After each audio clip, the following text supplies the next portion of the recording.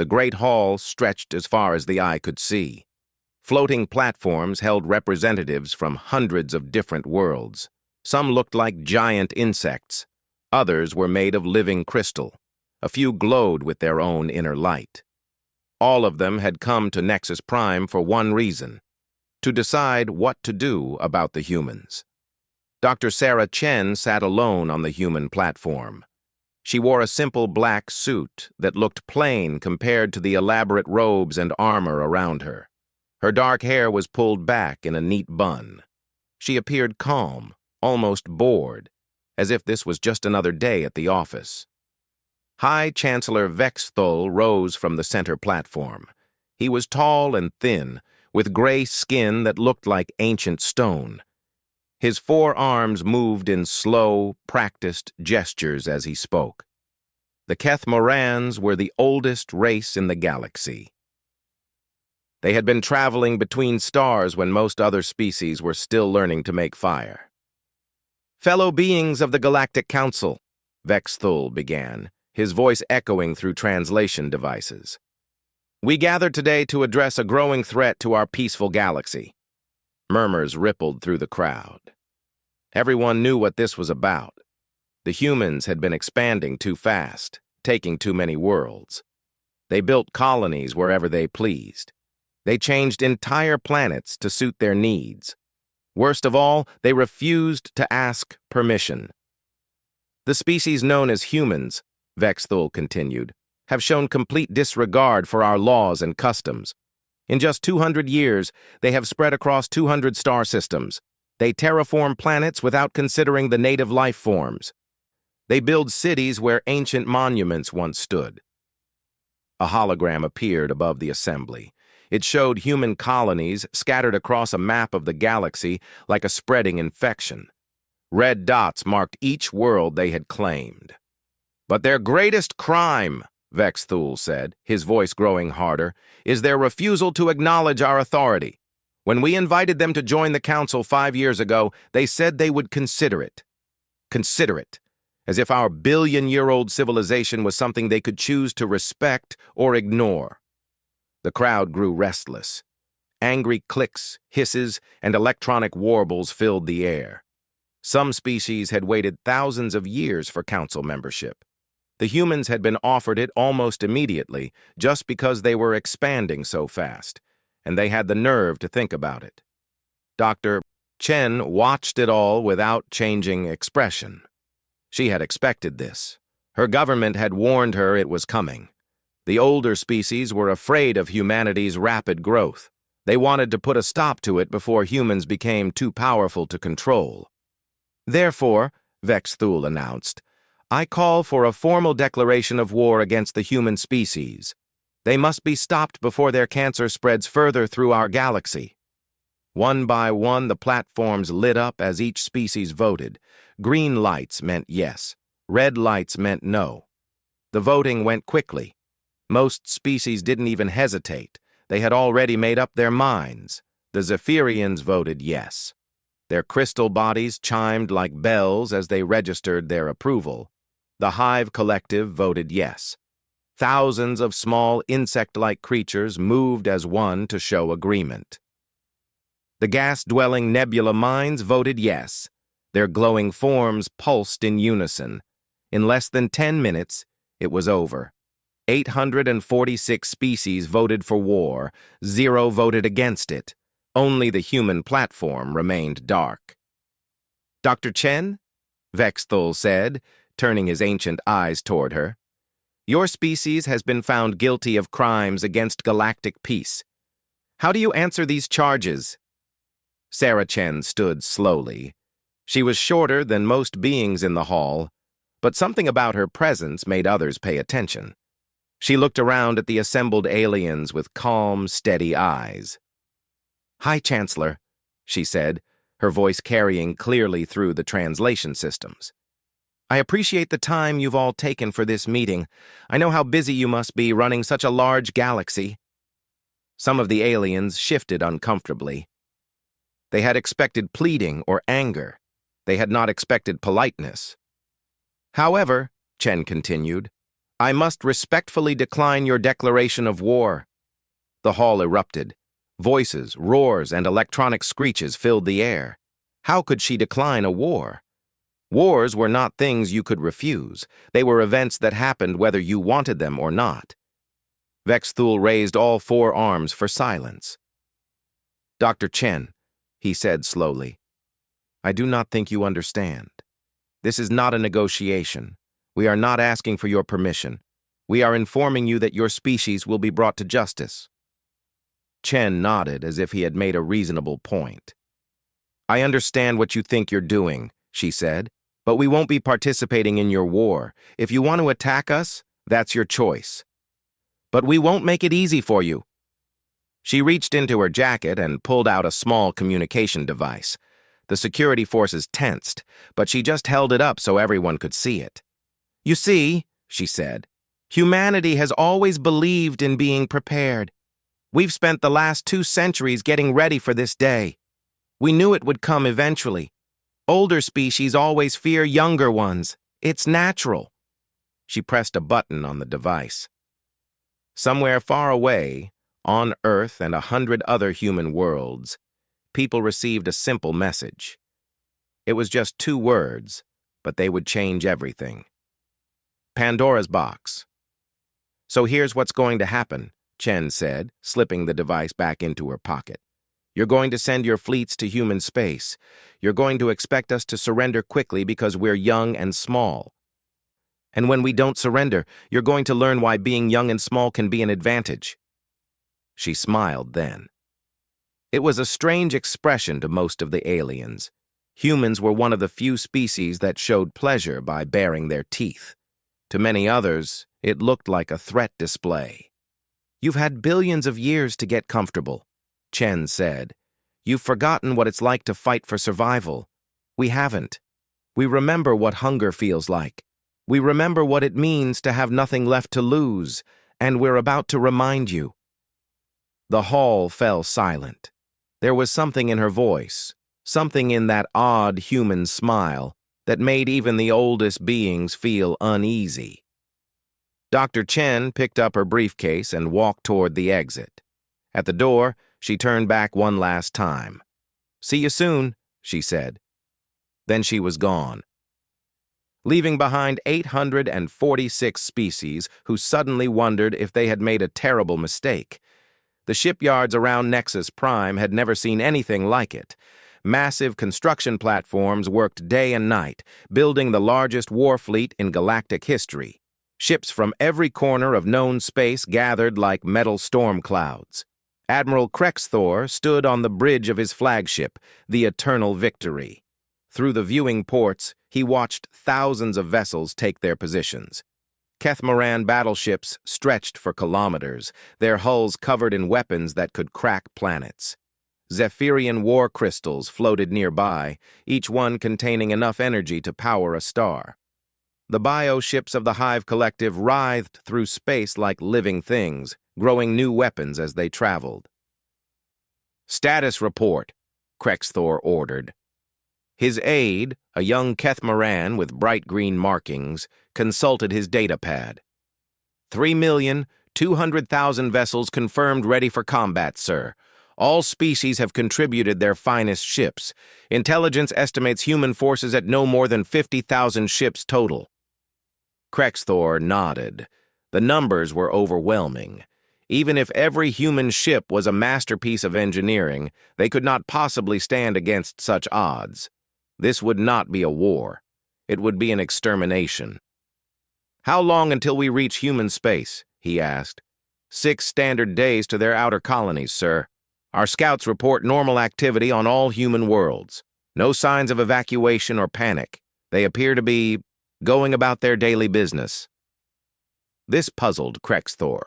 When facing certain death, most species either fled or prepared for a desperate last stand. Humans seemed to be doing neither. Perhaps they truly did not understand what was coming for them. On Earth, in a deep underground complex beneath the Swiss mountains, Admiral Keiko Tanaka reviewed the final preparations. Unlike the grand war rooms of other species, the human command center looked almost modest. Simple screens showed data streams. Quiet technicians worked at basic computer terminals. Everything was designed for function, not show. "Admiral," her chief of staff said, approaching with a tablet. "All Pandora's box systems are online. The outer perimeter is ready. Phase 1 platforms report full activation." Tanaka nodded without looking up from her reports. She was a small woman with graying hair and tired eyes. She had spent 30 years preparing for this moment, studying every alien military doctrine, learning from every recorded battle. While other species saw war as a matter of honor or territory, humans saw it as a problem to be solved.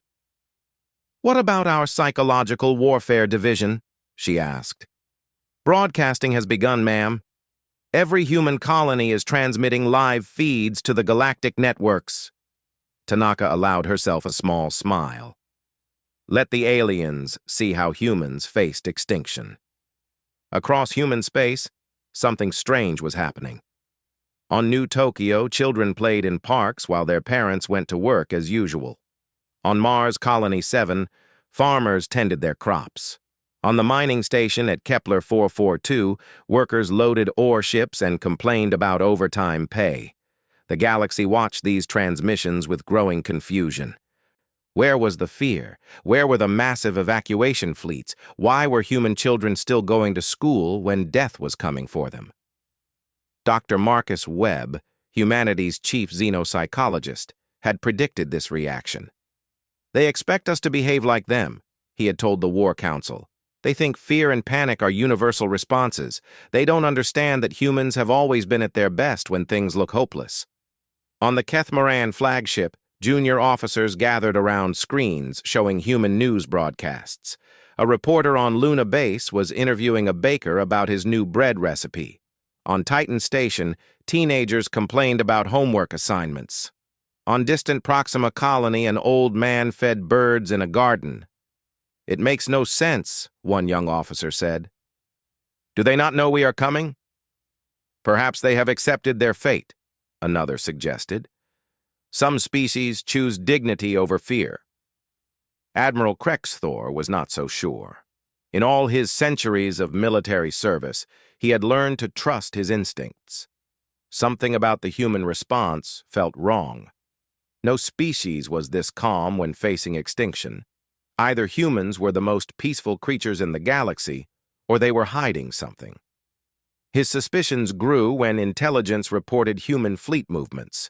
Instead of gathering their ships for one massive defensive battle, humans were scattering them throughout their territory.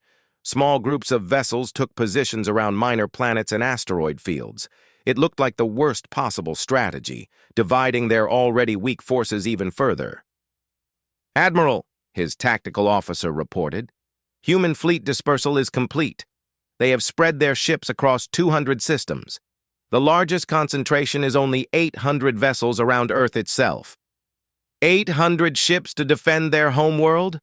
Krexthor asked. "Against 3 million? "Yes, sir.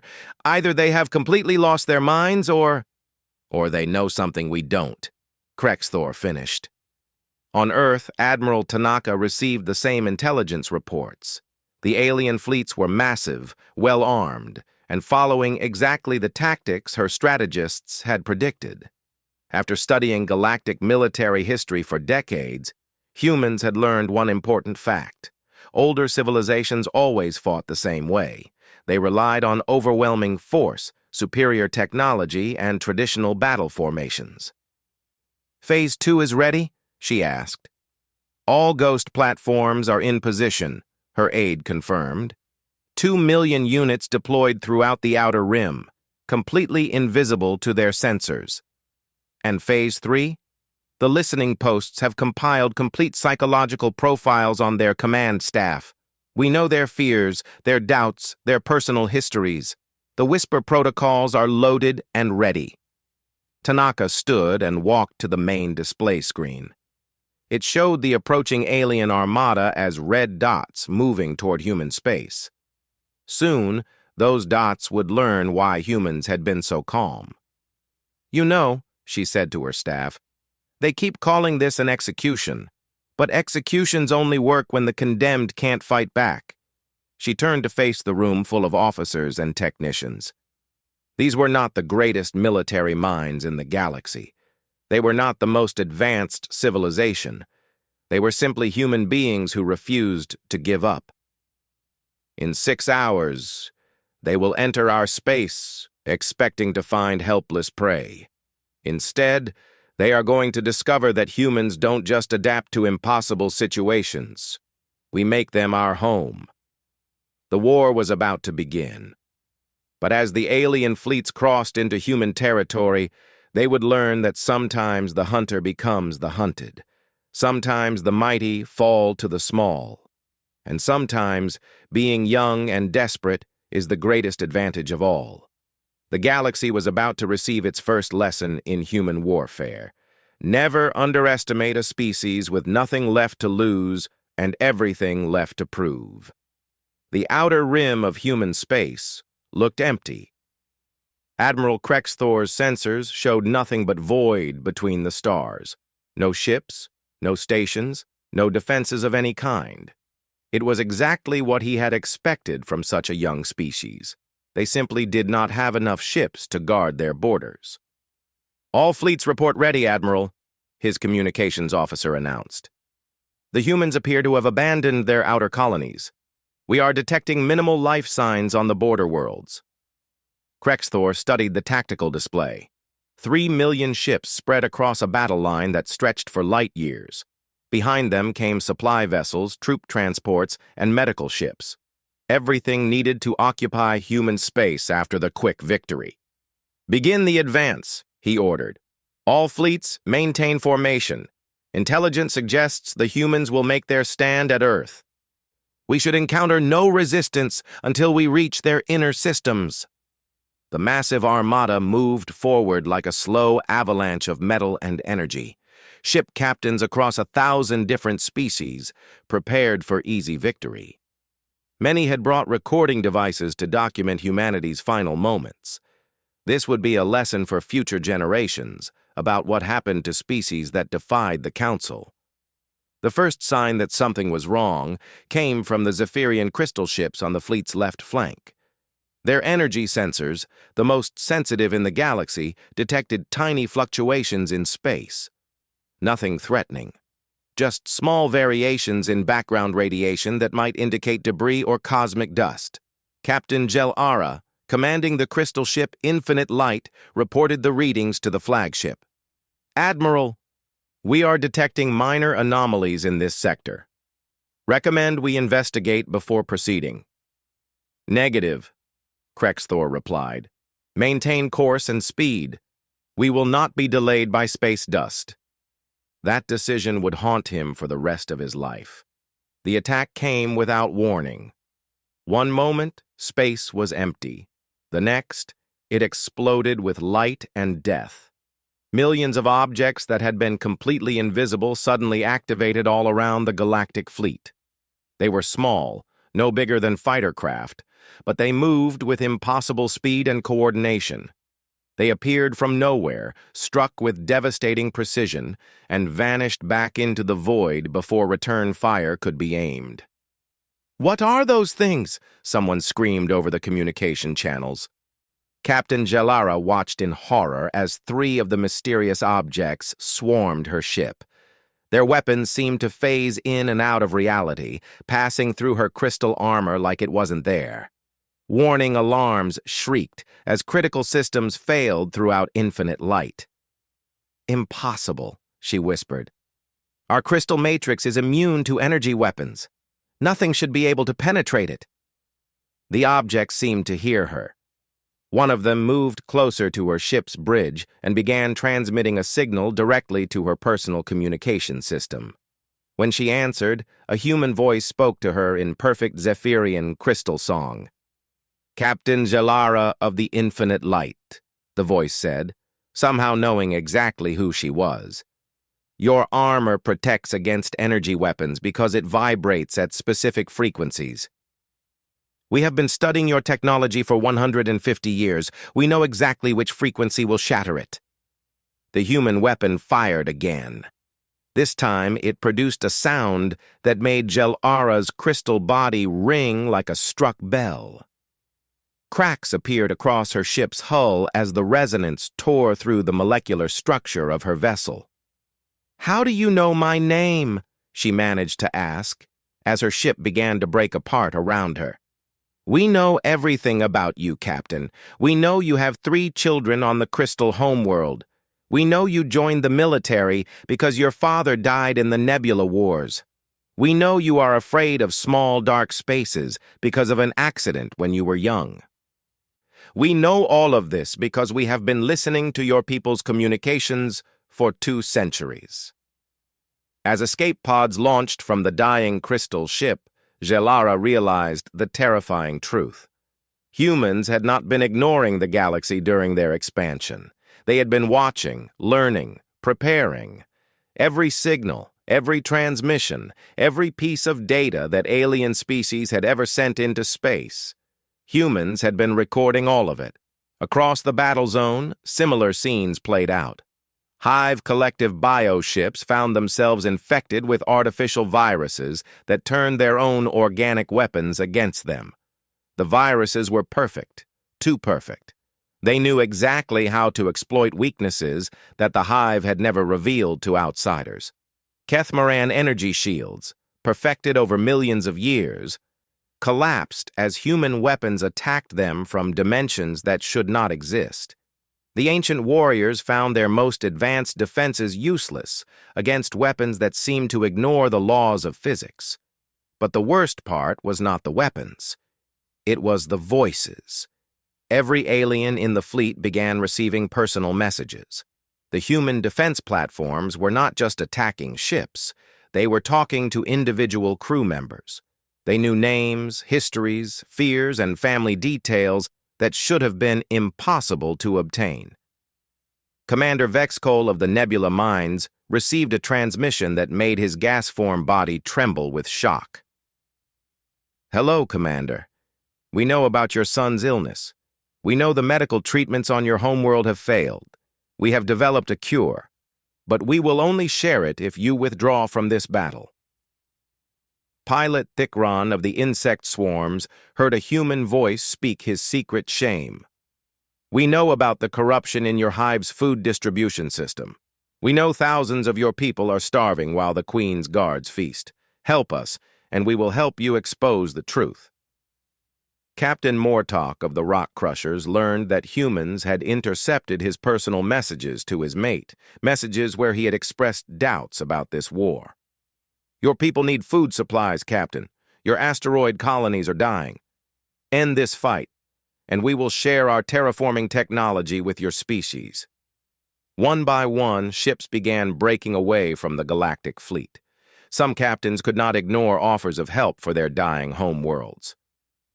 Others were horrified by how much humans knew about their personal lives. Many simply realized they were facing an enemy that had spent 2 centuries preparing for exactly this moment. Admiral Krexthor watched his perfect formation collapse into chaos. Ships fled in all directions. Others fired randomly at empty space, hoping to hit invisible enemies. The precisely coordinated attack that was supposed to crush humanity had become a nightmare of confusion and terror. "How many ships have we lost?" he demanded. His aide checked the reports with shaking hands. 14% destroyed, sir. 23% damaged. And 31% have withdrawn from the battle." In less than 6 hours, the largest military force in galactic history had been reduced to barely half strength. And they had not even seen a single human ship yet. The communication panel chimed with an incoming message. When Krexthor answered, he found himself face-to-face with Admiral Keiko Tanaka, broadcasting from Earth. "Admiral Krexthor," she said calmly, "I believe we need to talk." "You... How do you know who I am?" he stammered. "We know everything about you, Admiral. We know you have doubts about this war. We know you remember when the Kethmarans were young and desperate, fighting for survival against older species. We know you understand what desperation can drive people to do." She leaned forward, her eyes serious but not unkind. "This is your chance to end this before more people die. You came here expecting to find helpless prey. Instead, you have discovered that sometimes the prey has been watching the hunters for a very long time." Admiral Krexthor looked around his bridge at the faces of his officers. They were afraid, truly afraid, for the first time in their long lives. The humans had turned their greatest advantage into a weakness. All their technological superiority meant nothing when the enemy knew exactly how to defeat it. "What do you want?" he asked. "We want to go home," Admiral Tanaka replied. "All of us, your people and mine. This war doesn't have to continue, but if it does, you now know what you're really fighting against." The transmission ended, leaving Admiral Krexthor alone with a terrible choice. He could order his remaining forces to continue the attack, knowing that humans had more surprises waiting. Or he could admit that the Galaxy Council had made a mistake, that sometimes the young and desperate were more dangerous than the old and powerful. In the cold void of space, millions of invisible guardians waited for his decision. Admiral Krexthor chose to continue the war. Despite the losses, despite the fear spreading through his fleet, he could not return to the Galaxy Council with news of defeat. The shame would be too great.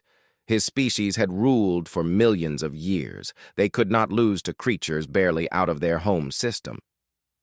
"All remaining fleets advance to the inner human colonies," he ordered. "We will overwhelm them with sheer numbers. They cannot have unlimited supplies of those devices." The battered galactic armada pushed deeper into human space.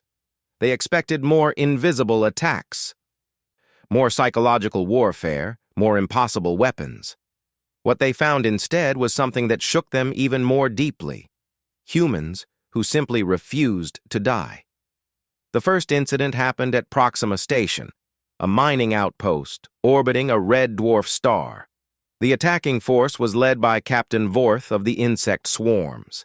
His bioship surrounded the small human installation, which had only a dozen defensive platforms and perhaps 50 crew members. "Surrender immediately," Captain Vorth transmitted to the station. "You are outnumbered 1,000 to 1. Resistance is pointless." The response came from Station Commander Elena Rodriguez, a middle-aged woman with graying hair and oil stains on her uniform. "Thank you for the warning, Captain. We'll take it under consideration." "You will take it under consideration?" Vorth clicked his mandibles in confusion. "Did you not understand? We will destroy you if you do not surrender." "Oh, we understood perfectly," Rodriguez replied cheerfully. "We just wanted you to know that we're going to make this as expensive as possible for you." What followed violated every known principle of space combat. The humans did not try to win. They did not try to escape. Instead, they turned their mining station into a weapon. Commander Rodriguez ordered the mining charges, normally used to break up asteroids, to be loaded into the cargo launchers. When the alien ships moved closer, she fired chunks of explosive-laden rock directly at them. Most of the projectiles were destroyed by enemy weapons, but some got through. When the station's weapons were destroyed, the humans continued fighting with mining equipment. They used industrial lasers to cut holes in attacking ships. They fired magnetic grapples to drag smaller vessels into the station's spinning sections, crushing them against the metal framework. When the station itself began to break apart under enemy fire, Rodriguez made a decision that would become legend throughout human space. She overloaded the fusion reactor and turned the entire installation into a massive bomb. "This is Proxima Station to all human forces," she transmitted as warning lights flashed around her. "Remember that every meter of space they take costs them blood. Make them pay for every star, every planet, every rock." Rodriguez out. The explosion took out 37 alien ships and left a debris field that would block access to the system for years. Captain Vorth survived, but he was badly shaken. In all his military career, he had never seen anyone choose certain death just to inflict damage on an enemy. Similar stories began spreading through the Galactic Fleet. On Asteroid Base, Series 7, human miners used their equipment to throw rocks at battleships, and somehow managed to damage several of them before being overwhelmed. On the agricultural world of New Eden, farmers turned their crop-dusting aircraft into suicide bombers. But the incident that broke the galaxy's understanding of human nature happened during the Battle of the Wolf System. Captain Maria Santos commanded a single human destroyer, the Defiant, against a force of 800 alien vessels. The battle should have lasted minutes. Instead, it went on for 18 hours. Captain Santos refused every order to surrender. When her ship's weapons were destroyed, she used the Defiant as a battering ram. When the engines failed, she used the ship's remaining power to broadcast taunts at the enemy fleet. When life support began to fail, she put on a spacesuit and continued fighting from the bridge. "Captain Santos," Admiral Krexthor himself finally transmitted to her ship, "your vessel is dead in space. Your crew is gone. You have no weapons, no shields, no hope of survival. Why do you continue this pointless resistance?" Santos looked at him through the view screen with eyes that burned with defiance. Her spacesuit was patched with duct tape. Her face was bruised and bleeding. But she smiled that strange human smile that had begun to haunt alien nightmares. "Because, Admiral, you still don't understand what you're fighting," she said. "You think this is about ships and weapons and technology, but it's not. It's about the fact that we refuse to quit." She reached for something outside the camera's view. "You see this?" She held up a twisted piece of metal, all that remained of her ship's main computer. "I've been using this as a hammer to fix life support for the last 6 hours. You know why? Because humans don't just adapt to desperate situations. We thrive in them." Admiral Krexthor watched in horrified fascination. "Captain, you are going to die. Your resistance serves no purpose. Every minute I keep you here is another minute for my people to prepare," Santos replied. "Every shot you waste on my dead ship is one less shot for the next human you meet. Every second of your time I waste makes this war more expensive for you." She paused and looked directly into the camera. "But most importantly, Admiral, every human who sees this recording will know that we don't surrender, ever. We fight until there's nothing left to fight with, and then we fight with what's left."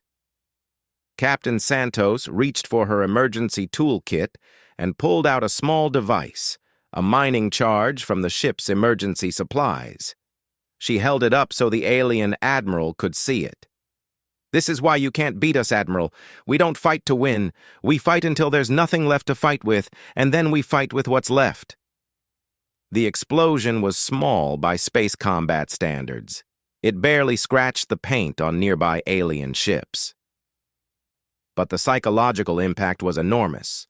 A human being had chosen to destroy herself rather than give her enemies the satisfaction of capture. Word of Captain Santos's last stand spread through both fleets within hours. Among humans, it became a rallying cry. "Fight with what's left" appeared on banners across human space. Civilians who had never seen combat began volunteering for the most dangerous missions. Among the galactic forces, the effect was different. Fear began to spread through the ranks. These humans were not rational. They did not follow the normal rules of warfare. They seemed to welcome death if it meant inflicting even minor damage on their enemies. Worse, they were getting more dangerous as the war continued. Instead of being worn down by losses, humans seemed to be learning from each defeat. They studied alien tactics and developed new ways to counter them. They shared information instantly across their entire network, so every lesson learned in one battle immediately became available to all human forces. Captain Vorth transmitted a private message to his hive queen. "These creatures are not like other species. Loss does not weaken them. It makes them angry, and angry humans are far more dangerous than calm ones." Admiral Krexthor found himself agreeing. In his private quarters, he reviewed the casualty reports. The Galactic fleet had started with 3 million ships. They were down to less than 2 million, and they had not even reached Earth yet. At this rate, they would arrive at humanity's homeworld with barely enough forces to establish a blockade, let alone invade. More troubling were the psychological reports from his fleet medical officers. Troops were suffering from something the doctors called human syndrome, a growing fear that their enemies were not truly sapient beings, but rather some kind of force of nature that could not be reasoned with or defeated. The war was supposed to be over by now. Instead, it was just beginning. And Admiral Krexthor was starting to understand why Dr. Sarah Chen had smiled at the Galaxy Council. She had known something that no other species in the galaxy understood. Humans didn't just fight wars, they turned wars into tests of will. And they had never failed a test of will in their entire history. The war ended not with humanity's surrender, but with a transmission from High Chancellor Vexthul himself. Admiral Krexthor received the message as his battered fleet limped toward Earth, their numbers reduced to barely 800,000 ships from the original 3 million. "Admiral," the ancient Kethmoran leader said, his forearms trembling with exhaustion, "the Galaxy Council has voted to request a ceasefire with the human species. You will halt all offensive operations immediately and await further instructions." Krexthor stared at the message in disbelief. "A ceasefire? We are requesting a ceasefire from them?" His aide, looking older than his years after months of desperate fighting, nodded grimly. "Sir, 17 species have withdrawn from the Alliance. 23 others are threatening to change sides unless the war ends. The Council is reconsidering its position." The Admiral looked out at what remained of his mighty armada.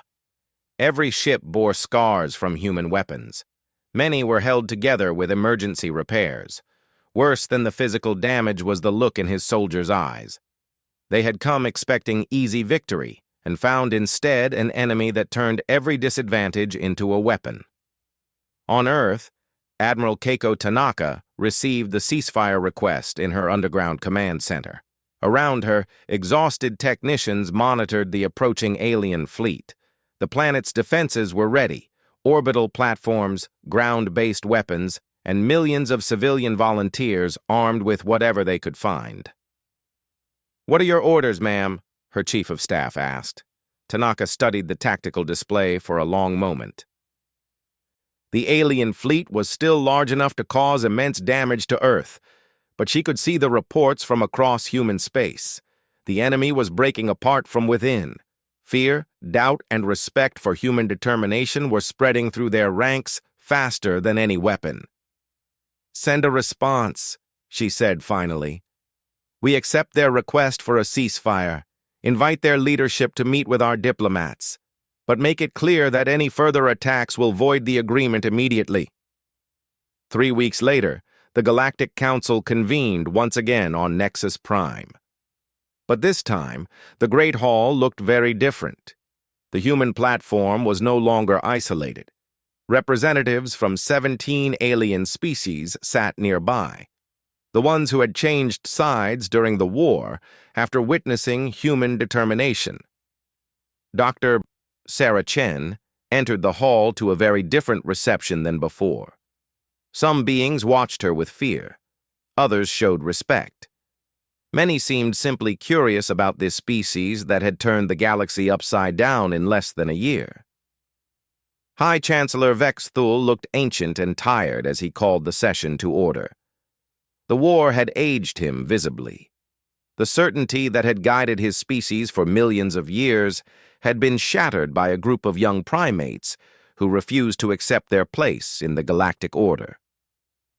"Dr. Chen," he began, his voice lacking its former authority, "we have gathered to discuss the terms of peace between the Galaxy Council and the human species." Chen stood calmly, but this time she was not alone.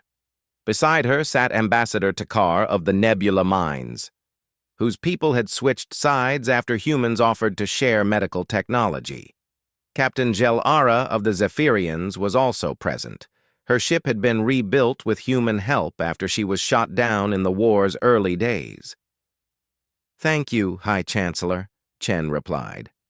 "But before we discuss peace terms, I think we should clarify something important.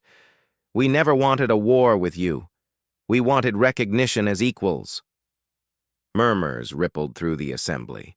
The concept of equality between ancient and young species was still difficult for many to accept.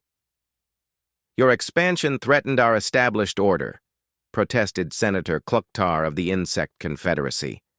"Young species should learn from their elders before claiming territory." Captain Jelara stood up, her crystal form chiming softly. "With respect, Senator, I have seen what these young humans can accomplish. Their technology saved my ship. Their medical knowledge cured diseases we thought were incurable. Perhaps age is not the only measure of wisdom."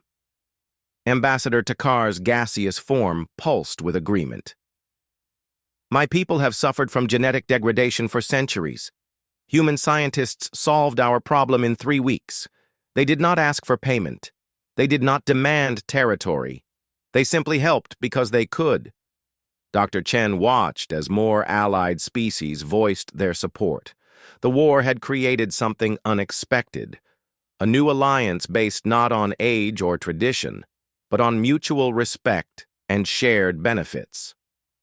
"High Chancellor," Chen said, "humanity proposes a new kind of galactic community, one where species are judged by their contributions, not their age. Where young civilizations can offer new ideas to ancient ones. Where wisdom flows in all directions." She gestured to her alien allies. "These species chose to work with us because they saw benefits in cooperation rather than domination. They discovered that humans might be young, but we bring fresh perspectives to old problems." High Chancellor Vexthul was quiet for a long time. Around him, other ancient species wrestled with ideas that challenged everything they believed about galactic order. The war had proven that age did not guarantee victory. Perhaps it did not guarantee wisdom either. "What exactly are you proposing?" he asked. "A new galactic accord," Chen replied. "One that recognizes all sapient species as equals, regardless of how long they have traveled among the stars. Full voting rights for any species that meets basic criteria for technology and ethics, shared research programs, open trade agreements, and most importantly, an end to the assumption that older automatically means better." The debate that followed lasted for hours. Ancient species argued that experience should count for something. Younger ones demanded the right to prove themselves. The allies that had switched sides during the war spoke of the benefits they had already gained from cooperation with humanity.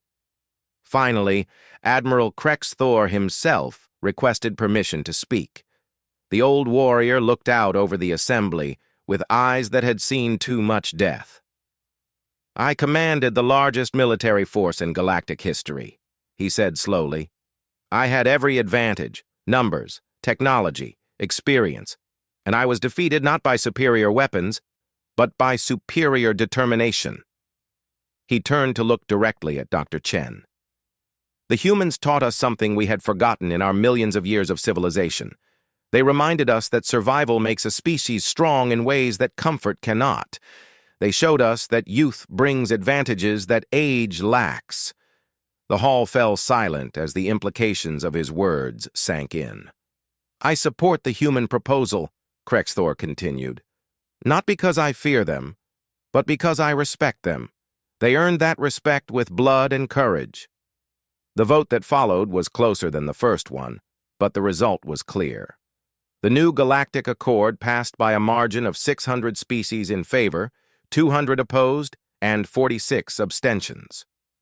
As the session ended and beings began to file out of the hall, High Chancellor Vexthul approached Dr. Wei Chen privately. "Tell me honestly," he said, "that day when you smiled at us after we declared war, did you know this would happen?" Dr. Chen considered the question carefully. "No, Your Excellency. We hoped it would, but we didn't know. We just knew that we couldn't let fear stop us from being who we are. "And who are you?" the ancient leader asked. Chen smiled, that same expression that had once seemed so threatening to the assembled aliens. Now it looked different. Not like a threat display, but like what it actually was, a sign of hope and determination. "We're human," she said simply. "We don't give up. We don't back down. And we never stop believing that things can get better if we're willing to work for it." As they parted ways, Vexthul reflected on her words. Perhaps that was what his species had lost in their long age, the belief that things could still improve, that the future might be better than the past. For the first time in centuries, the old Chancellor found himself looking forward to tomorrow. From Earth, humanity's first transmission to the new galactic community was broadcast to every world in known space. It was not a message of conquest or dominance. Instead, it was an invitation, the knowledge that hope was humanity's greatest weapon, and it was one they were willing to share. The age of the ancient species ruling through tradition alone was over. The time of cooperation, innovation, and earned respect had begun. And at the center of it all was a young species that had refused to accept that the word impossible meant anything more than not yet achieved.